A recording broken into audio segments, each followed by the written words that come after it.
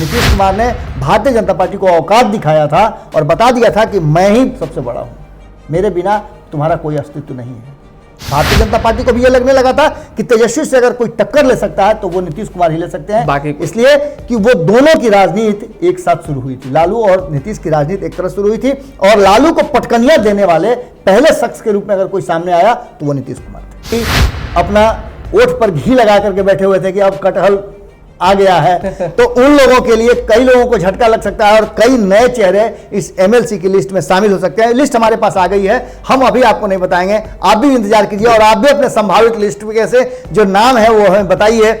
नाम चौंकाने वाले। लेकिन नमस्कार, मैं हूं धीरज शर्मा और आप देख रहे हैं न्यूज बिहार। बता दें कि बिहार विधानसभा चुनाव 2020 होने हैं, ऐसे में तमाम दलों के द्वारा तैयारियों के साथ साथ आरोप प्रत्यारोप का दौर भी जारी है। लेकिन बिहार में महाभारत 2020 के साथ एक ऐसा भी चुनाव होने वाला है जो नीतीश कुमार माननीय मुख्यमंत्री बिहार सरकार पर भारी पड़ने वाला है। इस चुनाव में उनको घाटे का सौदा करना पड़ेगा। घाटे का सौदा हम इसलिए कह रहे हैं क्योंकि यह चुनाव ही ऐसा है कि यह चाहकर भी अपने आप को, अपने लोगों को फायदा नहीं पहुंचा पाएंगे। इसी विषय पे हमारे साथ बातचीत के लिए मौजूद हैं बाबा ही बताएंगे कि किस तरह से नीतीश कुमार को घाटा होगा और कैसे वो अपने आप को बचाने की कोशिश तो करेंगे, वो फायदे में जाने की कोशिश तो करेंगे, लेकिन तमाम कोशिशें जो है असफल साबित होगी। बाबा, आखिर विधानसभा के चुनाव से भी ऐसा कौन सा चुनाव है जो नीतीश कुमार पे भारी पड़ने वाला है? रातों रात में सबसे पहले तो आप सभी को बहुत बहुत प्रणाम है। धीरज, बहुत ही आपने वाजिब और जनता को जानने वाला सवाल खड़ा किया है और इस सवाल का जवाब भी हम देंगे, लेकिन उससे पहले हम आपको एक चीज़ बता दें कि नीतीश कुमार कभी भी घाटे का सौदा नहीं करते हैं। अच्छा। राजनीति में नीतीश कुमार ने अब तक अपने पूरे जीवन में कभी घाटे का सौदा नहीं किया है। नीतीश कुमार यदि इस्तीफा भी देते हैं तो उस इस्तीफा के पीछे और भी ज़्यादा लोगों का आकर्षण और उससे ज़्यादा ताकत के साथ आने की बात वो सोचते हैं। पार्टी के अध्यक्ष भी हैं और बिहार के मुख्यमंत्री भी हैं। आप समझ सकते हैं कि जिस भारतीय जनता पार्टी को अपने आप को बड़े कैनवास पे पिंच करने में और पंच करने में इतना समय लग गया, उस भारतीय जनता पार्टी को एक लंबे समय से अपने पीछे पीछे चला रहे हैं और आज भी नीतीश कुमार ही हैं जिनको कैप्टन स्वीकार करने के लिए आगे आकर के भारतीय जनता पार्टी के सबसे कद्दावर नेता को, अमित शाह को, ये कहने आना पड़ता है कि नीतीश कुमार ही हैं जो हमारे कैप्टन होंगे। आप समझिए कि नीतीश कुमार की अहमियत कितनी है और उनका महत्व कितना है भारतीय जनता पार्टी के लिए, जो भारतीय जनता पार्टी कहती है कि वो अपने आप में स्वमेव है। लेकिन हम ये कह सकते हैं बाबा कि अहमियत विधानसभा चुनाव के लिए, लेकिन जिस चुनाव की हमारे आपके बीच बात बिल्कुल धीरज, चुनाव में शायद अहमियत कम दिखेगी। सबसे पहली बात तो कि आप विधानसभा चुनाव की बात करें। विधानसभा चुनाव नीतीश कुमार के लिए बहुत जरूरी है और उनसे भी ज्यादा जरूरी है भारतीय जनता पार्टी के लिए। भारतीय जनता पार्टी को इस चुनाव में 3 चीजें साबित करनी है।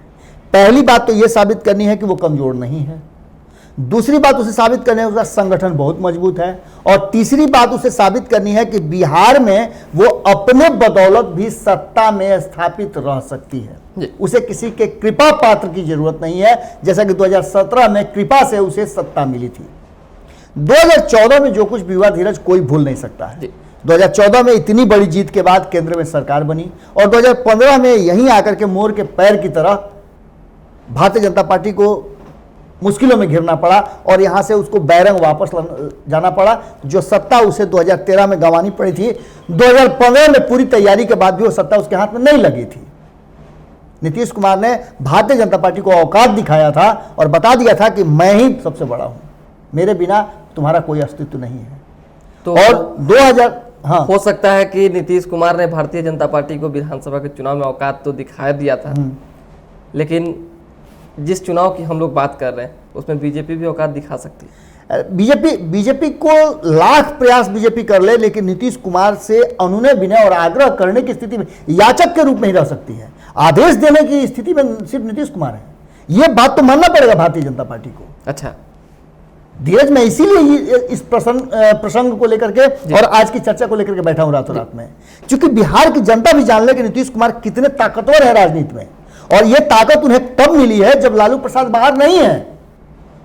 सही बात।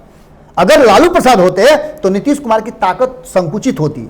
नीतीश कुमार के अगल बगल होती, बिल्कुल इर्द गिर्द में नीतीश कुमार के आप देखते हैं उनके पंचरत्न जो है पूरी मुस्तैदी के साथ खड़े नजर आ रहे हैं। ये पंचरत्न कोरोना से पहले 2 रत्न में कन्वर्ट हो गए थे। आपने देखा होगा कि उससे पहले नीतीश कुमार के इर्द गिर्द में संजय झा, एक सवर्ण और एक दलित, 2 लोगों को लेकर के, SC ST को लेकर के वो अपनी राजनीति की धारा को आगे बढ़ा रहे थे और अपनी रणनीति बना रहे थे। एक अशोक चौधरी थे और दूसरे संजय झा थे। उसके बाद जैसे ही कोरोना संकट खत्म हुआ, नीतीश कुमार को लगा कि अब उन्हें अपनी ताकत फिर से पुनः संचित करनी चाहिए। RCP सिंह, ललन सिंह और विजेंद्र यादव, 3 बड़े नेता उनके इर्द गिर्द आकर के बैठ गए, उनके पंचरत्नों में शामिल हो गए और लगातार हमले करने लगे। किस पर? जिसकी चर्चा अभी मैं बता रहा था, कर रहा था, लालू प्रसाद की चर्चा करने लगे और उन्हें लगने लगा था कि कहीं ना कहीं तेजस्वी यादव की ताकत बढ़ रही है।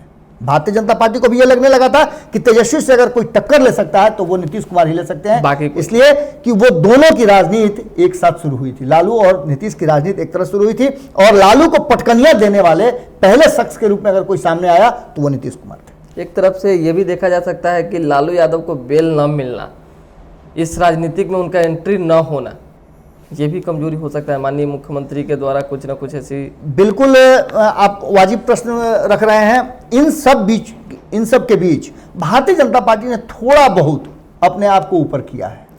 यानी पलड़े पर अगर 5 किलो के जगह 5 किलो 100 ग्राम भी रखेंगे तो पलड़ा झुका हुआ रहेगा और उसमें 200 ग्राम भी रखेंगे तब भी पलड़ा झुकेगा, थोड़ा ज्यादा झुकेगा। अभी स्थिति यह है कि भारतीय जनता पार्टी जो 5-5 किलो का बैग था दोनों पलड़े पे, उसमें 100 ग्राम वजन ज्यादा रखा है और ये 100 ग्राम वजन इसलिए ज्यादा रखा है कि उसने पहले कह दिया है कि अगर कैप्टन बनना है तो हमारे पसंद के खिलाड़ियों को अपनी टीम में रखना होगा। अच्छा, आप समझ सकते हैं कि कोई भी गेम होता है, आजकल गेम में भी योग्यता से ज्यादा अहमियत रखती है जान पहचान और परिचय का। जी, यह सब जगह चल रहा है। भारतीय जनता पार्टी ने नीतीश कुमार को कैप्टन बना करके और यह बता दिया है कि ये जो मेरे बोरो प्लेयर होंगे इनको आपको अपने टीम में हिस्सा बनाना होगा। अब होने क्या जा रहा है हम ये जानना चाह रहे हैं। वही बता रहे हूं मैं। अब इस सब में जिस तरह का पूरा चल रहा है उसमें आपने देखा होगा कि एक चुनाव लोकसभा के तुरंत बाद हुआ था जिसमें नीतीश कुमार को पटकनियां दी गई थी। नीतीश कुमार ने बहुत सारी सीटों को गंवाया भी था और RJD ने उन पर अपना वर्चस्व जमाया था। 5 सीटों पर उपचुनाव हुए थे, लेकिन अब जो चुनाव होने जा रहा है वो 12 सीटों पर मनोनयन का चुनाव है, MLC का चुनाव। मैं उसी की बात कर रहा था। ये 12 सीट मतलब वो चुनाव MLC का, बिल्कुल। अच्छा, मतलब MLC में अब घाटे का सौदा, मतलब बिल्कुल 12 सीट नीतीश कुमार के पास थी जो 2014 में उन्होंने अपने हिस्से में रख लिया था। अच्छा, आज समय के साथ साथ उस सीटों में उनको बांट बखरा करना पड़ेगा। आप निश्चित समझ रहे हैं, दूसरा कोई विकल्प ही नहीं है। इससे पहले भी आपने देखा होगा कि किस तरह से उन 12 सीटों में अलग अलग राजनीतिक दलों के संख्या बल के आधार पर वो सीटें डिवाइड होती जा रही हैं, लेकिन ये 12 सीटें जो हैं उस पर नीतीश कुमार का एक अधिकार है। मनोनयन के हिसाब से वो सारी सीटें जाती हैं। अब इन सीटों में सीधी तौर पर ऐसा लग रहा है कि नीतीश के हिस्से में जो सीटें जाएंगी उन सीट में से आधा हिस्सा किसी न किसी रूप में भारतीय जनता पार्टी को चाहिए और नीतीश कुमार को बैकफुट पर लेकर गए हैं। इन सब सीटों पर इसमें क्या लगता है बाबा, इसमें कोई दाव पेच नीतीश कुमार का चलेगा नहीं चलेगा? बिल्कुल नहीं चलेगा। इसलिए नहीं चलेगा, इसमें 2-3 चीजें बहुत महत्वपूर्ण है जिसकी चर्चा हम आज के बाद वाले एपिसोड में करेंगे, लेकिन आज हम उस चर्चा की शुरुआत जरूर कर देते हैं। हमारे सूत्रों ने हमें बताया है कि इसकी पहली बैठक, MLC चुनाव की पहली बैठक जो है बीजेपी खेमे में हो गई है और जदयू खेमे में भी जम करके इसकी बैठकें चल रही हैं। अच्छा। दोनों खेमे में बैठकें हो गई हैं और इन बैठकों में बहुत कुछ तय हो चुका है। हमारे जो इंटरनल सूत्र हैं वो ये बता रहे हैं कि इस बार जो चयन होगा उसमें जातीय समीकरण के साथ साथ 2020 के चुनाव को मद्देनजर रखते हुए जो कमियां रह गई हैं NDA में, उन कमियों को पूरा किया जाएगा। इसमें हो सकता है कि LJP जो छानपाघात उड़ा रही थी उसको भी फायदा मिल जाए, क्योंकि LJP आप देख रहे होंगे लगातार नीतीश कुमार पर हमला कर रही थी और भारतीय जनता पार्टी पुचकार रही थी कि नहीं, हमला नहीं करना है। जिस तरह से रामविलास पासवान और चिराग दोनों बोल रहे थे उससे लग रहा था कि उन्हें भी कुछ ना कुछ इसमें हिस्सेदारी चाहिए। अब हम आपको बता दें कि पूरी समीकरण तैयार हो गई है और हमारे पास वो लिस्ट भी आ गया है लगभग कि कौन कौन से लोग किस खेमे से इस बार MLC बनेंगे। वो पूरा समीकरण हमारे पास आ गया। लेकिन आज हम उस समीकरण पर अगर हम मंथन कर रहे हैं। मंथन के बाद थोड़ा सा हम बाधा पहुंचाने के लिए माफी चाहेंगे, लेकिन अगर देखा जाए तो जिस तरीके से बिहार में जातिवाद की राजनीतिक चरम पर है, ऐसे में हम थोड़ा सा चाहेंगे कि स्वर्णों को क्या बेनिफिट होने वाला है एमएलसी? बिल्कुल धीरज, मैं वहीं आ रहा था और आप पूरा पत्ता आप मत खुलवाइए हमसे आज, क्योंकि मुझे भी समय चाहिए, क्योंकि हमारे जो सूत्रों ने हमें जो पुख्ता खबर दी है उस खबर पर हम भी थोड़ा मंथन कर लें, क्योंकि समीकरण बड़ा अजीब है और इस बार सवर्णों को विशेष तरजीह देने की बात चल रही है। लगातार जिस तरह से आरजेडी ने सवर्णों को दिया है, दो लोगों को राज्यसभा भेजा, इस बार आरजेडी भी एक सवर्ण, एक SC/ST और एक मिडिल से अपने हिस्से में जो 3 या 4 सीटें बराबरी की दृष्टि से देखा जाए, बिल्कुल 3 या 4 सीटें जो आ रही हैं उसको, और एक जो सीट जो कांग्रेस को जाएगी, इन 4-5 सीटों में से अपना सामंजस्य बिठाने का प्रयास कर रही है कि आने वाले 2020 के चुनाव में सबको खुश किया जा सके। लेकिन सबसे ज्यादा बड़ा प्रश्न जो है, जो सत्ता में बैठी हुई पार्टी है, और वहां सवर्णों को काफी गुस्से का सामना करना पड़ा है दोनों को। आपने SC/ST कानून को लेकर के भी देखा होगा कितना सवर्णों को झेलना पड़ा है, और दूसरा नीतीश कुमार से भी सवर्ण नाराज चल रहे हैं। अब इन सब बातों को लेकर के, चूंकि संजय झा वगैरह जो है सवर्ण के नेता, जिनको आप सवर्ण नेता कहते हैं, उन लोगों का वैसा अपने समाज में पैठ पकड़ नहीं है। इसके पीछे भी बहुत सारी कहानियां हैं। मतलब इस चीज को मान लिया जाए ना कि हम नीतीश कुमार बुरे तरीके से फंस गए। बिल्कुल, वो अगर इधर जाएंगे चाहे इधर जाएंगे, एक तरफा राजनीति करेंगे, अगर किसी व्यक्ति को दरकिनार करने की कोशिश करेंगे तो उनको जो है विधानसभा में बहुत घाटा। बिल्कुल धीरज, सबसे बड़ी बात यही है, और यही देख करके लगातार बैठकों का दौर जारी है। उनके पंचरत्न और बीजेपी के जितने भी नेता हैं, वरिष्ठ नेता, वो सारे लोग बैठ कर मंथन कर रहे हैं, और उस मंथन का रिजल्ट लगभग हमारे पास आ गया है। जो फाइनल रिजल्ट है लगभग तय हो चुका है, और रिजल्ट हमारे पास आ गया है। हम जब अगले एपिसोड में आएंगे तो पूरा रिजल्ट बताएंगे, और किसे किसे MLC का टिकट मिल रहा है, कौन कौन संभावितों के इस लिस्ट में है, और कौन सबसे आगे बढ़ के बाजी मार गया है। हम पूरा उसका समीकरण आपको देंगे, क्योंकि इस मंथ के अंत तक ये पूरी घोषणा हो जाएगी और ये प्रक्रिया भी पूरी कर ली जाएगी। इस पर बहुत ज्यादा दबाव, जैसा कि RCP सिंह ने भी कहा था कि इसको जितना जल्दी कर लिया जाए। उसके बाद बोर्ड और आयोगों के अध्यक्ष की भी चयन की प्रक्रिया चल रही, जो अभी ठंडे बस्ते में पड़ा हुआ है। इन सब पर हम बात करेंगे, लेकिन सबसे बड़ी बात यह है कि जो लोग भी अपना ओठ पर घी लगा करके बैठे हुए थे कि अब कटहल आ गया है, तो उन लोगों के लिए कई लोगों को झटका लग सकता है, और कई नए चेहरे इस MLC की लिस्ट में शामिल हो सकते हैं। लिस्ट हमारे पास आ गई है, हम अभी आपको नहीं बताएंगे, आप भी इंतजार कीजिए, और आप भी अपने संभावित लिस्ट में से जो नाम है वो हमें बताइए।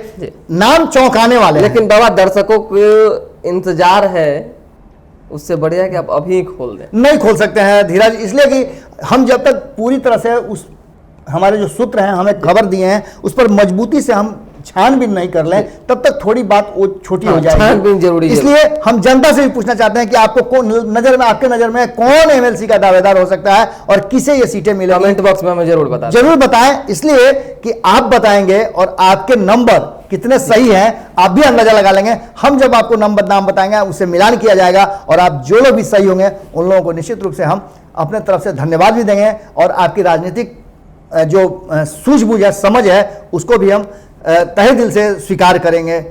मिलेंगे हम आपसे फिर कल, लेकिन आज आपको पूरा मंथन के लिए 24 घंटा हम दे रहे हैं। आप भी मंथन कीजिए, और हमारे पास तो लिस्ट आ ही गई है। ये लिस्ट का कॉपी मेरे पास है, और इसमें सभी नाम लिखे हुए हैं जो 12 के 12 सीट हैं, और खास करके नीतीश कुमार और बीजेपी के बीच जो समझौता हुआ है उसकी भी पूरी जानकारी आपको देंगे, क्यों हुआ है ये भी जानकारी देंगे, और इन सब के साथ हम फिर आपसे जुड़ेंगे। मतलब कुल मिला के कहा जाए कि आप मंथन तो 24 घंटे करेंगे ही, लेकिन अब इस बार का जो चुनाव होने जा रहा है वो बहुत बड़ा दाव पेच इसमें शामिल है।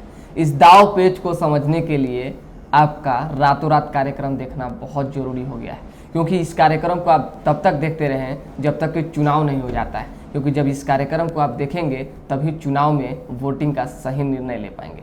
देखते रहें भारत लाइव के साथ साथ रातों रात। बहुत बहुत धन्यवाद। नमस्कार।